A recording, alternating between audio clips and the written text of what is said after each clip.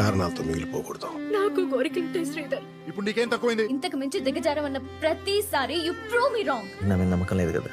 ఇంకెప్పుడు అడక్కు ఈ దరిద్ర ప్రశ్న. ఇంట్లో కూర్చో. పెళ్ళయ్యాక 2-3 నెలలు బాగానే ఉంటుంది. ఒకప్పుడు ఇద్దరం ప్రేమించుకున్నామన్నది నిజం. చేసుకున్నాను కానీ మీ అమ్మంటే నాకు ఎప్పుడూ ప్రేమ లేదు. నాకు సంబంధించినంత వరకు నేను ఇంకా మీ భార్యను కాదు. మధ్యలో ఒక గ్యాప్ వస్తుంది, వాక్యూమ్నెస్. ప్రేమించట్లేదని కాదు, కొత్తగా ద్వేషం బయలుదేరింది. మిమ్మల్ని భర్తగా స్వీకరించలేకపోతున్నాను. ప్రేమిస్తున్నానని అనుకుంటున్నారంతే. అది దాటితేనరా లైఫ్ లో సక్సెస్. పెళ్లి తర్వాత గొడవలు జరుగుతూ ఉంటాయి. కొన్ని మాటలతో ఆగిపోతాయి. You walk away every single time.